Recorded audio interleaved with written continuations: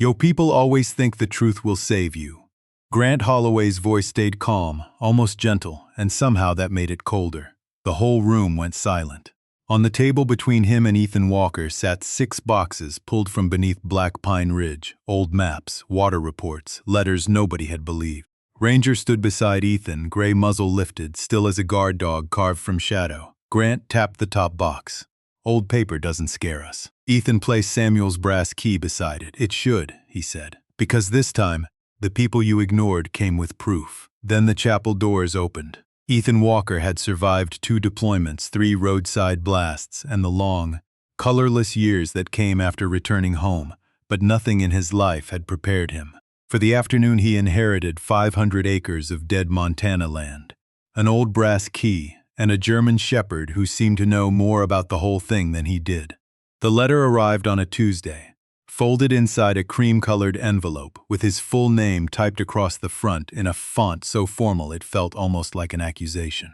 Ethan found it wedged between a power bill and a grocery flyer in the dented mailbox outside his rented duplex in Billings, where the wind pushed dust along the curb and the neighbor's flag snapped like a tired old warning. Ranger was beside him as always, his black and tan coat silvering around the muzzle, his ears lifted towards something Ethan could never hear. Ethan stood there for a moment with the envelope in his hand, thumb resting over the return address, Whitcomb and Lowe, attorneys at law, Red Willow County. He had not heard that county name in years, not since his mother used to mention it with a softness that made him think of pine trees, rain on tin roofs, and family stories she never finished. By then, Ethan had trained himself not to chase unfinished things. Unfinished things had a way of turning into rooms you could not leave. Inside his kitchen, the light above the sink flickered once, then held. The place smelled faintly of black coffee, old wood, and the leather leash Ranger had chewed as a young dog and still refused to let Ethan throw away. Ethan opened the letter with a pocket knife he kept sharper than necessary. The words were plain enough. His uncle, Samuel Reed, had passed away 6 weeks earlier. Ethan was listed as the sole heir to Samuel's estate. There was a request for him to appear at Harold Whitcomb's office before the end of the month. No explanation beyond that, no apology, no warmth. Just his name, Samuel's name, and a date circled in blue ink by some careful hand. Ethan read it twice, then set it on the table as if it might move if he looked away.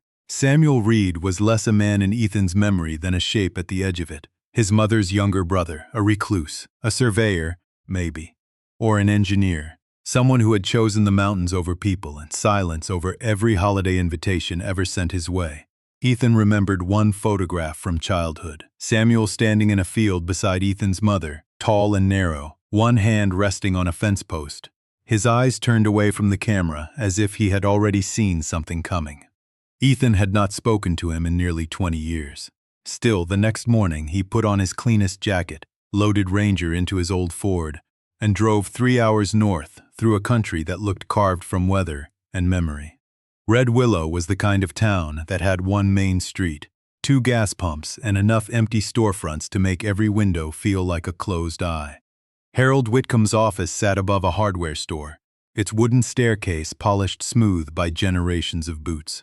Harold himself was waiting behind a desk buried in paper, a thin man in his late 70s with a face made of patience and weathered regret. He did not offer pity.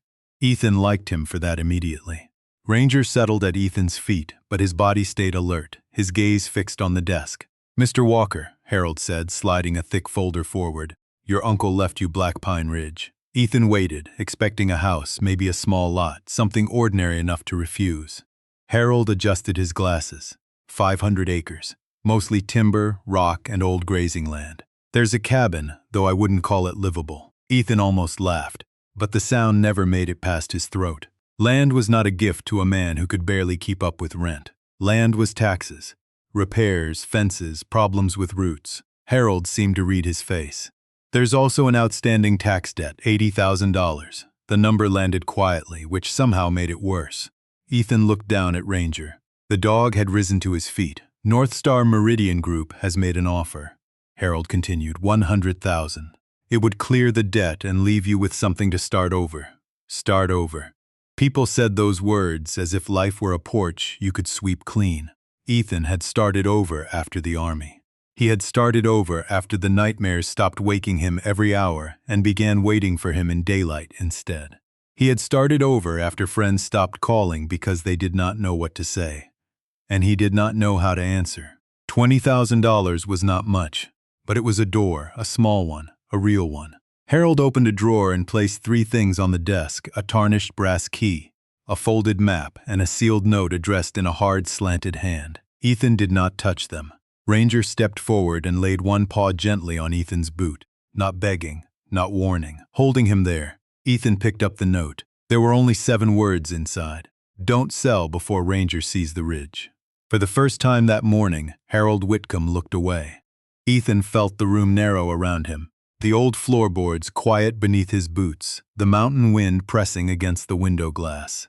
Samuel Reed had never met Ranger. At least, Ethan had always believed he hadn't. Yet the dog beside him stood perfectly still, eyes locked on that brass key, as if somewhere deep in his bones he had been waiting for this exact sound, this exact room, this exact piece of the past to come back and call them both home.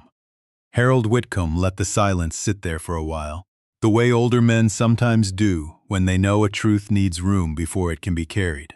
Ethan kept the note between his fingers, reading the 7 words again, though they had already burned themselves into him. Don't sell before Ranger sees the ridge. Across the desk, Harold folded his hands over the file. Samuel was particular about that instruction, he said. He repeated it in writing, twice. Ethan looked at him. My uncle never met my dog. Harold's mouth tightened. Not quite a frown, not quite a confession. I can only tell you what he left in the estate file. Ranger stood beside Ethan's chair, still as a carved thing, his amber eyes fixed on the brass key. The room smelled of paper dust, lemon oil, and the faint metallic chill of old radiators. Outside, a truck passed slowly along Main Street, tires whispering over wet pavement. Everything about the afternoon felt normal enough to be cruel. Ethan had come expecting paperwork. Instead, he had found a question with teeth. Harold turned another document toward him. The situation is simple on paper. The county is prepared to move forward with a tax auction in 90 days if the debt isn't resolved. North Star Meridian Group has offered $100,000 for the full parcel, as is. They will pay closing costs, satisfy the tax lien directly, and wire the remaining amount to you. Ethan stared at the number, 100,000. It looked clean, printed in black ink, almost gentle. But after the debt, after fees, after the little costs that always arrived like mice in the walls, it would leave him with about $20,000. $20,000 was not freedom, but it was breathing room. It was a repaired transmission. It was 6 months of rent somewhere quiet. It was overdue medical bills folded into a drawer and finally opened without shame. It was groceries that did not require mental arithmetic in the aisle. Harold must have seen the calculation moving behind Ethan's eyes. No one would blame you for taking it, he said softly. Black Pine Ridge is remote. The cabin is deteriorated. The access road washes out every spring. There's no active income from the land. I know sentimental advice sounds noble until the bills come due. Ethan gave a dry little breath. Sentiment doesn't keep the lights on. No, Harold said. It does not. That honesty settled between them, and Ethan respected it. He had heard too many speeches from people who had never stood in the ruins of their own plans. They loved words like healing, purpose, resilience. They said them warmly, usually from offices with better chairs. Ethan preferred plain numbers.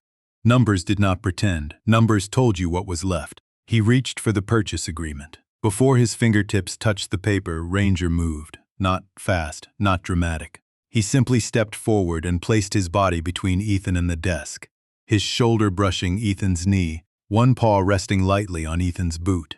Harold looked down at the dog, then back at Ethan. He's well trained. He's opinionated, Ethan said, but his voice came out quieter than he intended. Ranger did not bark, he did not growl. He only looked up at Ethan with the grave patience of an old partner, waiting for a man to remember who he was before exhaustion made him practical. Ethan leaned back. Why does North Star want it? Harold removed his glasses and cleaned them with a cloth already worn thin at the corners. Officially, access. Water easements. Long-term infrastructure planning. They've acquired several surrounding parcels over the past 6 years. And unofficially, Harold paused.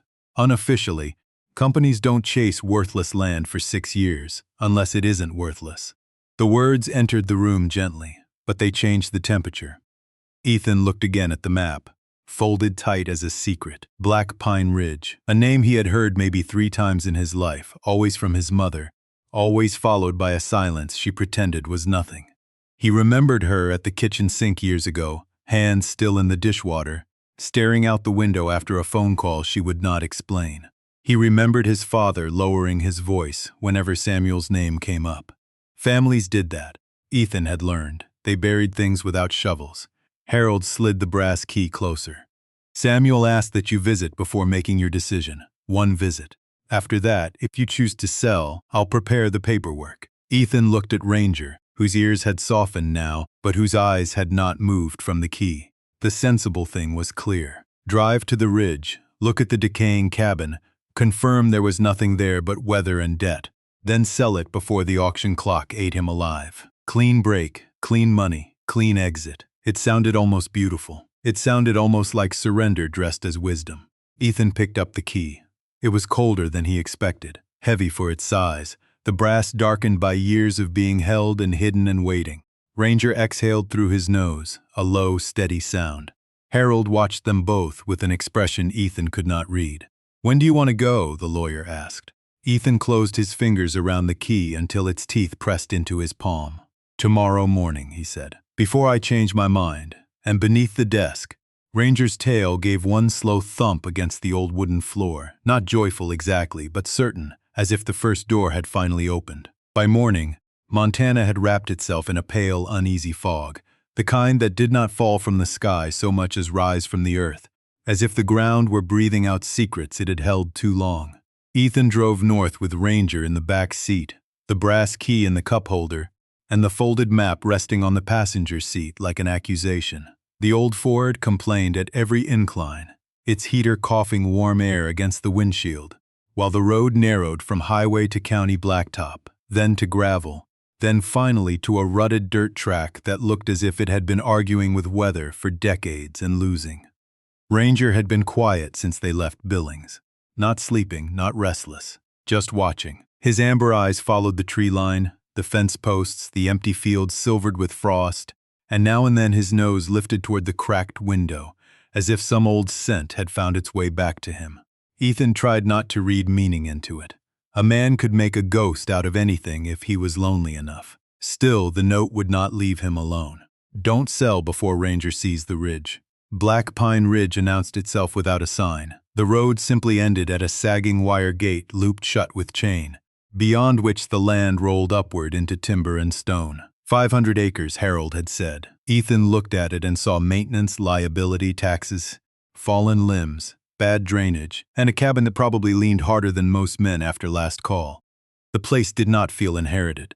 It felt abandoned into his hands. He stepped out, boots sinking into damp red clay, and opened the gate. Ranger jumped down before Ethan could call him, landing lightly despite his age.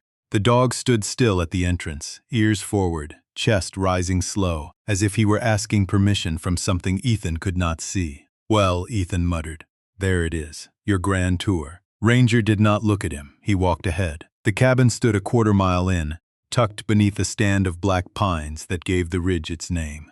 It was smaller than Ethan expected, gray and bowed, with one broken shutter hanging at an angle and a rusted tin roof patched in 3 places. The porch boards had curled from years of rain and snow. A stone chimney rose from one side, stubborn and soot-dark, the only part of the structure that seemed convinced it still had work to do. Ethan stopped at the foot of the steps. He felt nothing at first. That bothered him. He had expected anger, grief, maybe some flicker of family loyalty. Instead, there was only the flat practicality he had learned after the army. Assess the structure, find the risk, locate the exit. Ranger climbed onto the porch and sniffed along the doorframe, then paused near the threshold. Ethan unlocked the door with a shove of his shoulder and a groan of old hinges. Dust moved in the air like disturbed memory. Inside, the cabin smelled of dry pine, cold ashes, mouse nests, and something faintly metallic underneath. A potbelly stove sat in the corner. A table with one shortened leg leaned against the wall. There were shelves, empty jars, a cracked mirror, a cot folded tight, and a row of photographs turned face down on the mantel. That last detail reached Ethan in a place he had not guarded well enough. He crossed the room and picked one up. His mother looked back at him from 25 years ago, young enough to seem like someone else, standing beside Samuel Reed and a broad-shouldered man Ethan did not recognize. They were in a field, all three of them squinting against sun, smiling in that cautious way people smile before the world teaches them to stop. On the back, in faded blue ink, someone had written, "Before they bought the valley." Ethan read the sentence 3 times. "They who?" he whispered. Ranger answered by scratching once at the floorboards near the stove. Ethan turned. The dog scratched again. Not frantic, not playful, precise. Ethan knelt and ran his hand over the planks. One board sat a hair higher than the others. He worked his pocket knife into the seam and lifted. Beneath it was a narrow hollow, clean despite the age of the cabin, and inside lay a small metal box wrapped in oilcloth. Ethan sat back on his heels, the fog pressed against the windows. Ranger stood beside him, steady as a witness. For the first time since Harold's office, Ethan felt the shape of the land change around him. It was no longer dead acreage, no longer a tax problem, no longer a clean sale waiting to happen. It was listening. Worse than that, it seemed to have been waiting. Ethan did not open the metal box right away. He sat there on the cabin floor with one knee in the dust, his fingers resting on the cold lid, listening to the small sounds of the place around him, the soft tick of settling wood, the wind pressing under the eaves, Ranger's steady breathing beside his shoulder. Some discoveries announced themselves with thunder. This one arrived like a hand laid gently over his mouth. The box was army green once, though time had eaten most of the color away. A strip of oilcloth had been wrapped around it with careful knots. Not the hurried work of a man hiding something in fear, but the deliberate work of a man expecting someone, someday, to find it. Ethan pulled the cloth free. Inside were 5 bundles of cash, old but clean, each wrapped with a rubber band that had gone brittle at the edges. $5,000. Not enough to save the land, but enough to prove Samuel Reed had not been careless.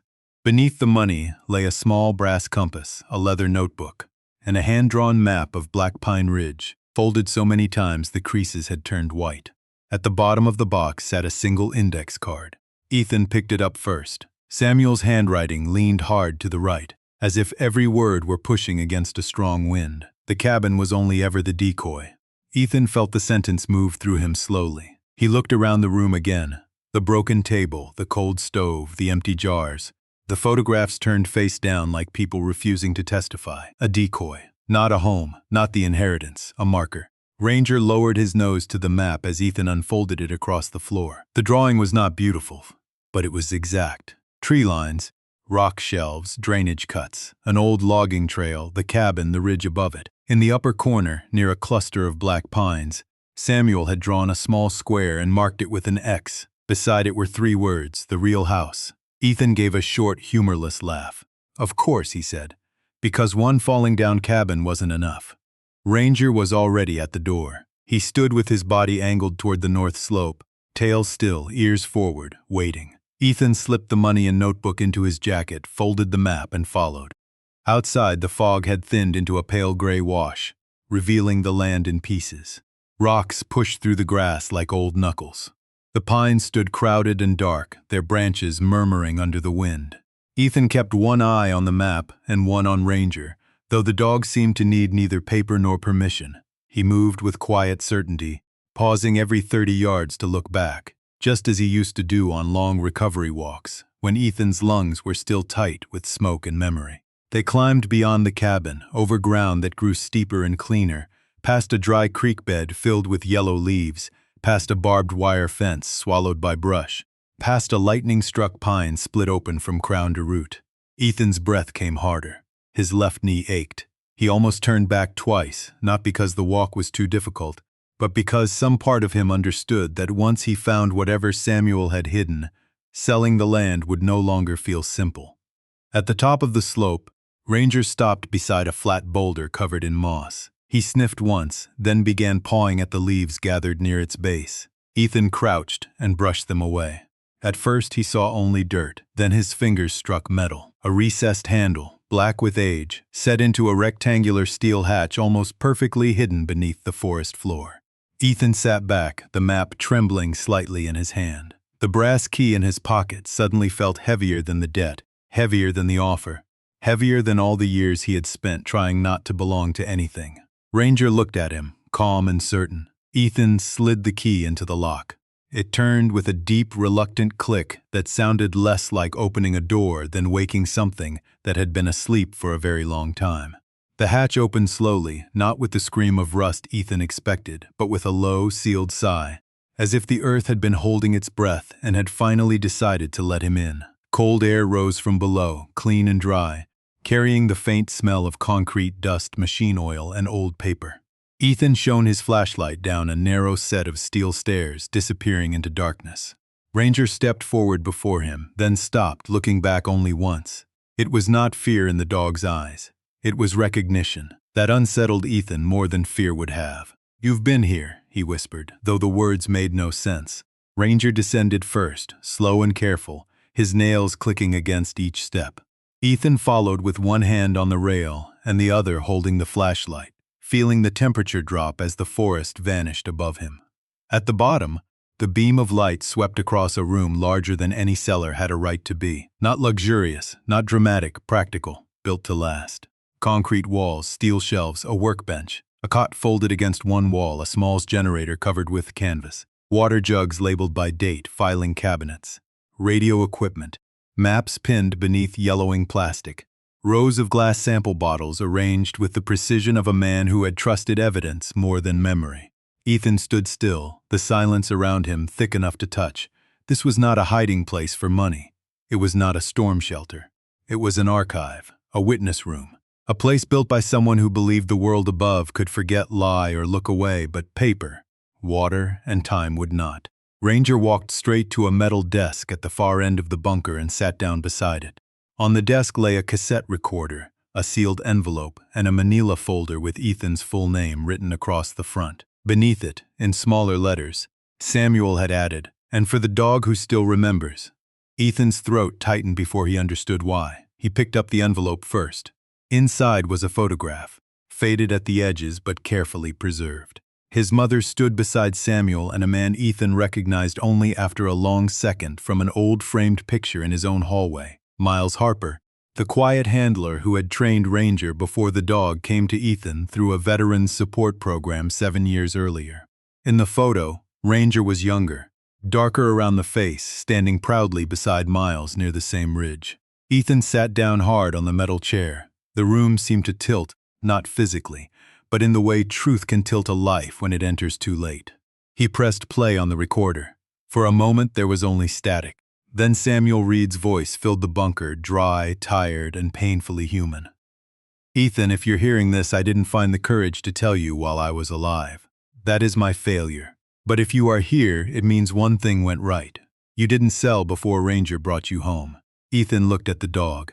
Ranger's ears lowered slightly as if he knew the voice. Samuel continued. He spoke of surveys done 15 years earlier, of groundwater routes beneath Black Pine Ridge, of test results that did not match North Star Meridian's public reports. He spoke of Ethan's mother, Grace Walker, who had refused to sign a statement she believed was false.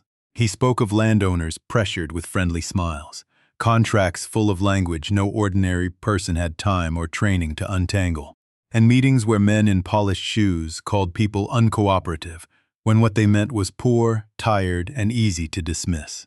There was no shouting in Samuel's story.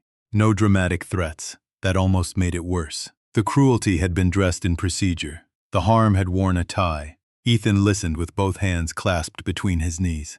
He learned that Miles Harper had helped Samuel gather samples after leaving North Star's field division, and Ranger had been trained to locate buried markers, sample caches, and sealed containers across rough terrain. When Miles grew too ill to continue, Ranger was placed with Ethan through the program, not by coincidence, but by a final quiet arrangement Samuel never explained.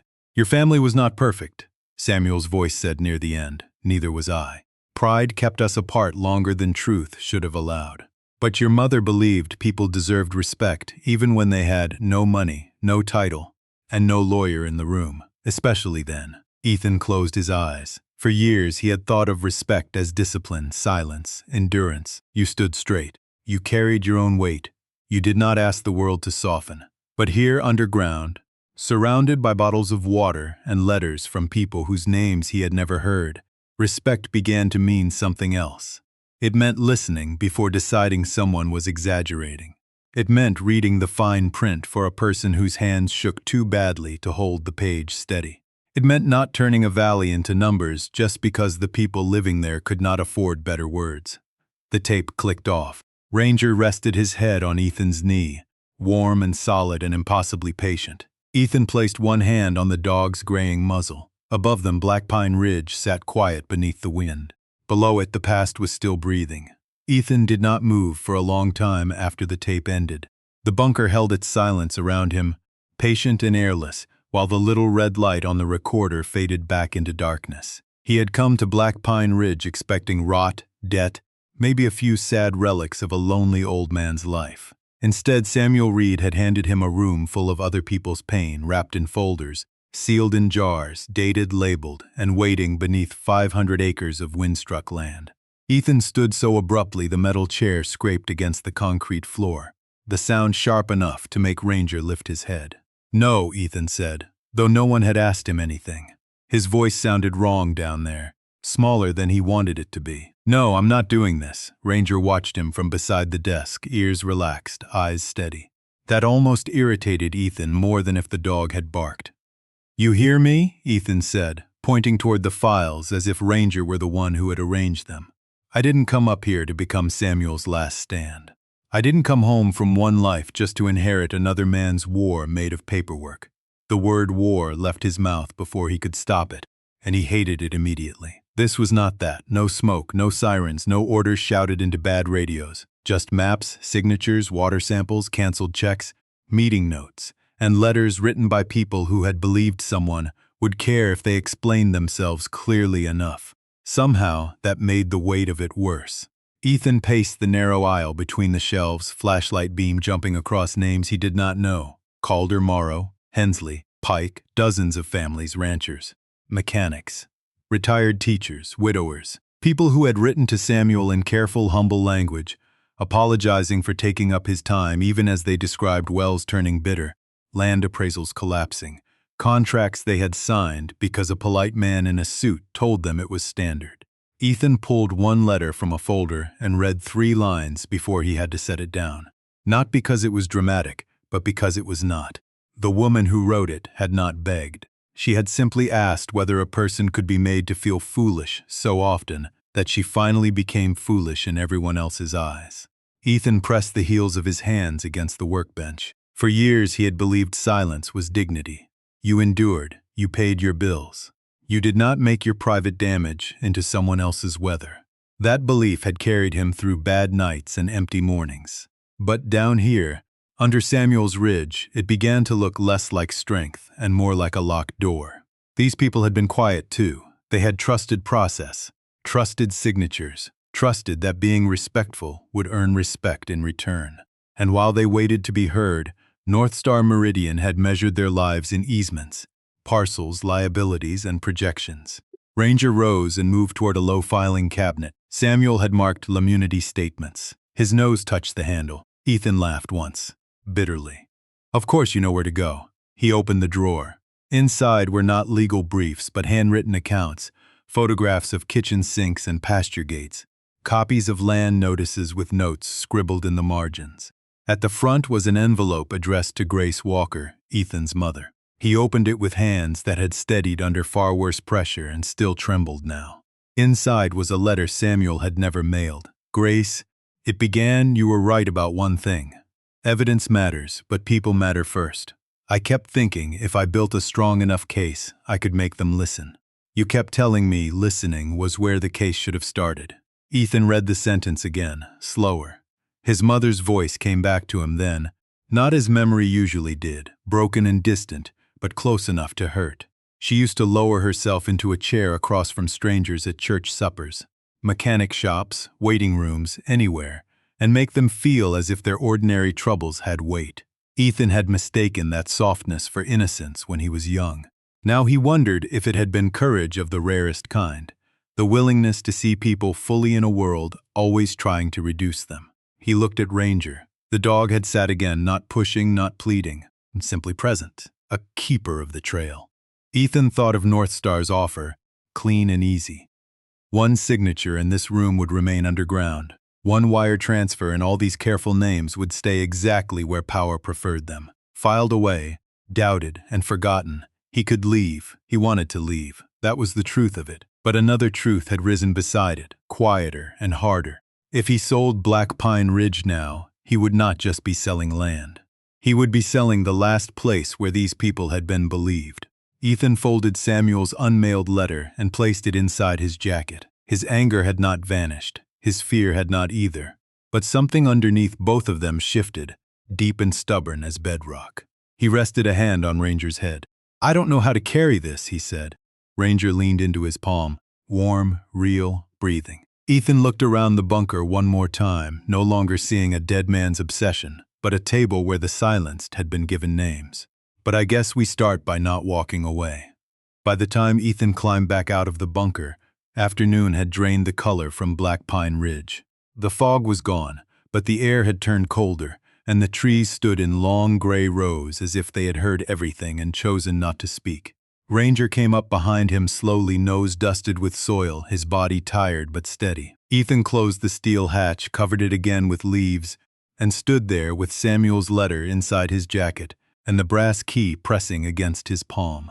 The world above looked exactly the same as it had that morning. Broken fence, wet grass, old pines, empty sky. That was the strange cruelty of truth. It could rearrange a man from the inside and leave the landscape untouched. Back at the cabin, a black SUV waited near the gate. Ethan stopped walking. The vehicle was clean in a way nothing on Black Pine Ridge was clean. Its paint polished, its tires too new for the road.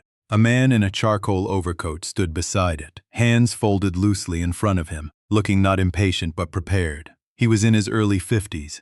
Silver hair, careful smile, expensive boots with a little mud on them, just enough to suggest he had tried. "Mr. Walker," he called, voice warm without being friendly. "Grant Holloway, North Star Meridian Group." Ethan did not answer right away. Ranger moved to his left side, close enough that Ethan felt the dog's shoulder brush his leg. Grant noticed the dog and smiled. Beautiful animal. "He knows," Ethan said. "Knows what?" Grant asked. "When people are selling something besides what they say they're selling." The smile stayed, but something behind it stepped back. Grant opened his leather folder on the hood of the SUV. "I understand this is an emotional situation. A family property can feel heavier than its market value. But I'll be direct because I respect your time. North Star is prepared to increase its offer to $150,000 if you sign within 48 hours. Ethan heard the number clearly. $150,000. Enough to erase the tax debt, fix the truck, move somewhere quiet, maybe buy a small house with a porch where Ranger could sleep in the sun. Enough to stop being hunted by bills. Enough to be practical. Grant slid the paper toward him. "You served your country, Mr. Walker. You deserve peace. You don't need a collapsing cabin and a tax problem in a county you don't live in." It was a gentle sentence, almost kind, and Ethan hated how easily it found the tired places in him. Peace. That word had been used on him by doctors, friends, strangers at veterans' dinners, people who meant well and people who did not. Everybody wanted him to find peace, but most of them meant they wanted him to become easier to look at. "You know," Grant continued, "men like your uncle sometimes collect things until the collection becomes the point. Old papers, old grudges, old fears. It doesn't mean there's a future in it." Ethan looked toward the cabin window, where dust clung to the glass like cataracts. He thought of the letters in the bunker, the names written in careful hands, the woman who wondered if being dismissed long enough could make a person feel foolish forever. He thought of his mother, Grace, telling Samuel that listening should have come first. Grant lowered his voice. A clean sale would help everyone move on. Ranger stepped forward then, not sharply, not with a sound. He simply placed himself between Ethan and the contract, broad chest still, eyes fixed not on Grant but on Ethan. It was not defiance. It was memory standing on four legs. Ethan looked down at him and felt with sudden painful clarity the difference between being protected from a burden and being trusted with one. "What happens to the land after I sell?" Ethan asked. Grant's answer came too smoothly. "Environmental review, access planning, long-term development." That wasn't an answer. It's the answer available at this stage. Ethan almost laughed. There it was. the polished wall, the language that made ordinary people feel small for asking plain questions. He picked up the contract. The paper was heavy, expensive, almost soft. Then he folded it once and handed it back. No, Grant blinked only once. No to the revised offer, no to 48 hours, no to being rushed. No to pretending this is just timber and rock. For the first time, Grant's expression lost its practiced warmth. You may find that hesitation becomes costly. Ethan nodded. Most honest things are. He took out his phone and called Harold Whitcomb while Grant still stood there. When the lawyer answered, Ethan kept his eyes on the ridge. "Harold," he said, "I'm not selling, not yet, and I need you to come back out here tomorrow. Bring boxes." Ranger's tail moved once against Ethan's leg, slow and certain. Grant closed his folder without a word. The SUV backed down the road, clean tires carrying away red willow mud as if even the land could not make it stay. Ethan watched until it disappeared. Then he turned toward the cabin, toward the hidden hatch beyond the trees, toward the debt and the documents and the difficult road ahead. For the first time in years, he did not feel peaceful. He felt necessary. Harold Whitcomb arrived the next morning in a brown station wagon older than some of the roads leading to Black Pine Ridge, with 2 empty file boxes in the back and a thermos of coffee wedged between them like a fragile peace offering. He did not ask Ethan whether he was certain. That, more than anything, told Ethan the old lawyer understood the cost of the word yes. Ranger met Harold at the gate and walked beside the station wagon all the way to the cabin, not trotting, not playing, but escorting him as if Black Pine Ridge had rules now, and every visitor would be measured by them. By noon, the bunker no longer felt like a tomb. It felt like work. Harold sat at the metal desk with his sleeves rolled to the elbows, reading Samuel's index sheets through narrow glasses. Ethan sorted water reports by year. Ranger lay between the stairs and the room, his chin on his paws, lifting his head whenever one of them opened a drawer Samuel had sealed with red tape. There was no dramatic moment when the truth assembled itself. That was the first lesson. Truth did not rise like lightning. It came in receipts, in dates, in small inconsistencies between one map and another, in signatures that appeared on documents months after a person had supposedly resigned. It came slowly, stubbornly, asking to be respected before it could be understood.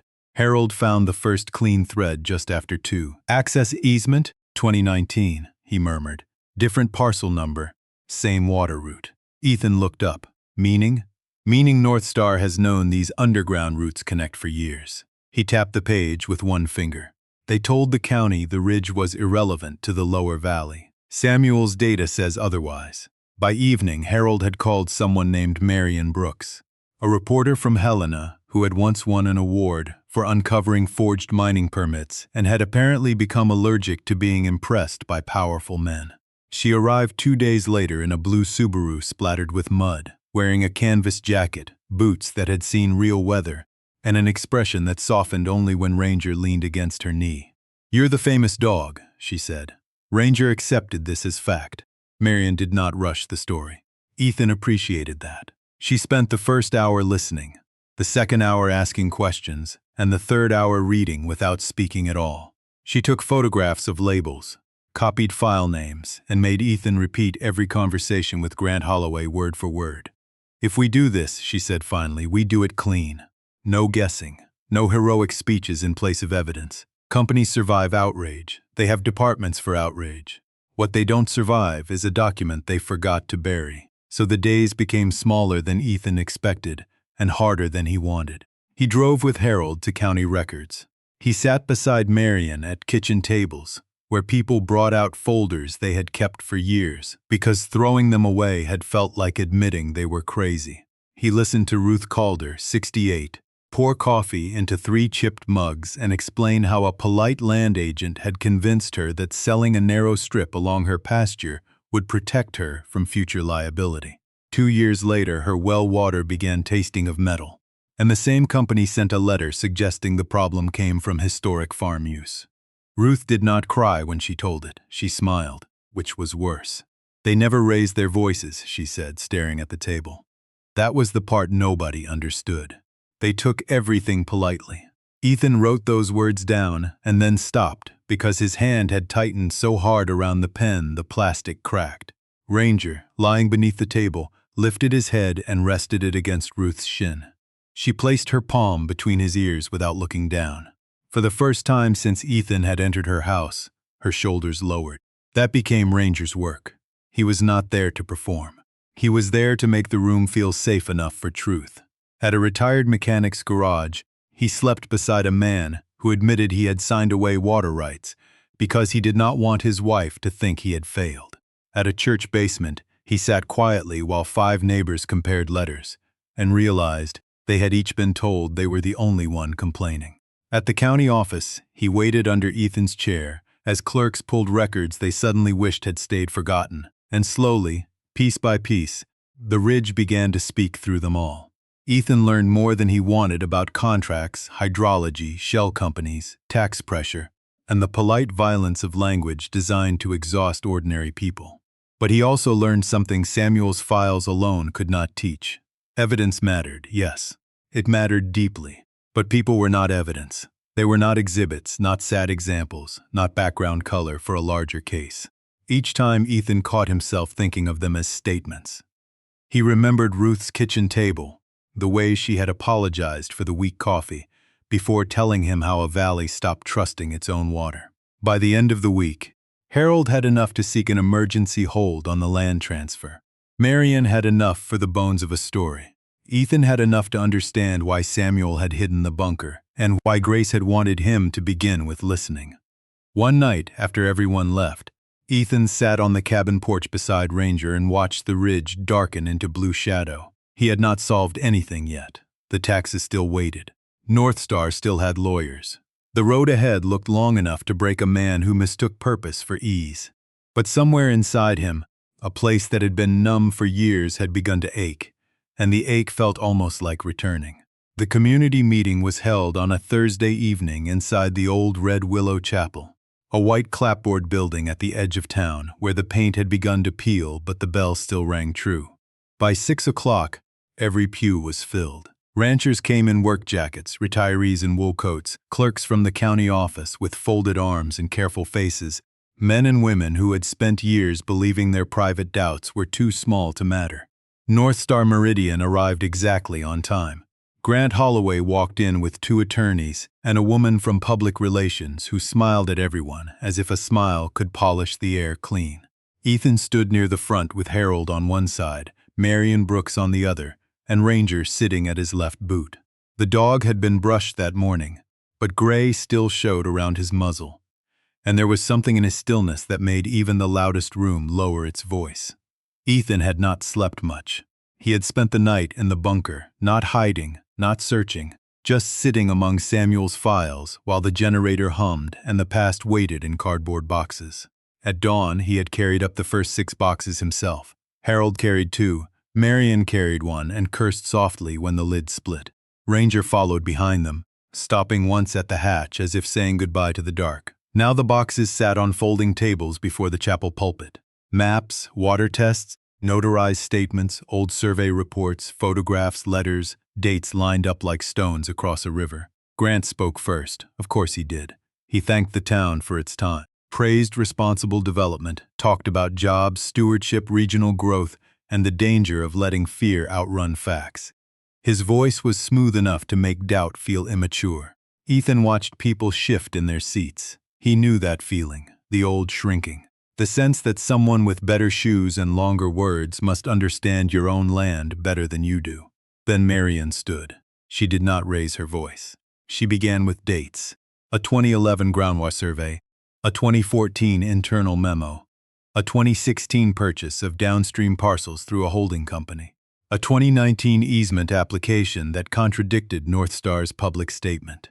She placed copies on the projector screen one by one, each page plain, patient, and devastating. Harold followed with the legal petition for an emergency injunction. His voice trembled once, not from fear, but from age and anger held politely for too many years.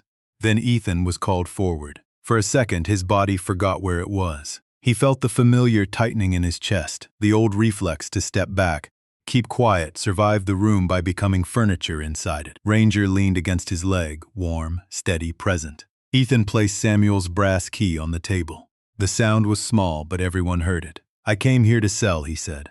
I want that understood. I wanted the money. I wanted the debt gone. I wanted this land to be nothing more than a problem I could sign away. The chapel stayed silent. He looked at Ruth Calder in the third pew, at the mechanic from the garage, at the county clerk, who had quietly found 3 missing filings, and looked ashamed of what her office had missed. Then I found a room under the ridge where my uncle kept what people told him after no one else would listen. He paused, swallowing against the roughness in his throat. I used to think respect meant standing tall and never needing help. My mother knew better. She believed respect meant sitting down long enough to hear someone before deciding what their life was worth. Grant's attorney rose halfway. Harold lifted a hand without looking at him.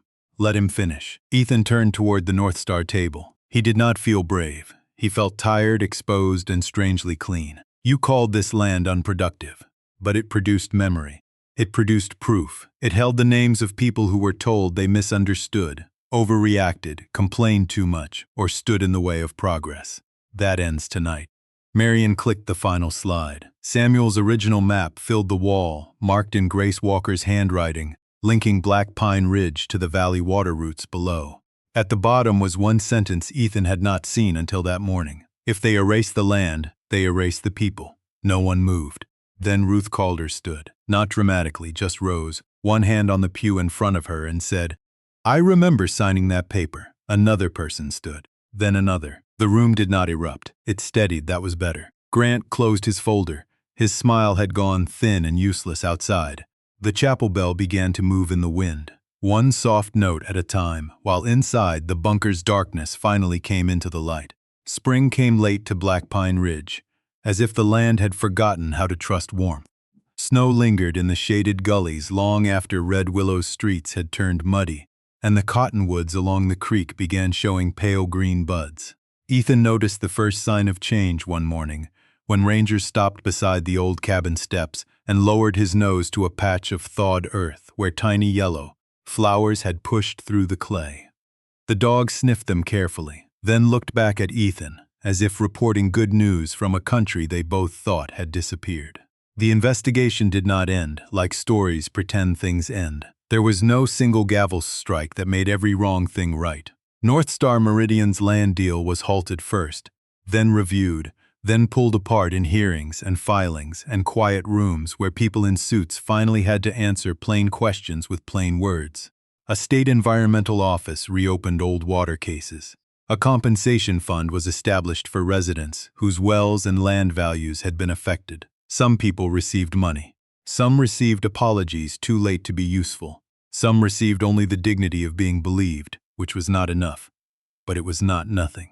Ethan learned to accept imperfect victories. The Army had taught him that survival was sometimes counted in inches. Red Willow taught him justice was often counted in signatures, corrected records, restored names, and neighbors who no longer lowered their voices when they spoke about what had happened to them.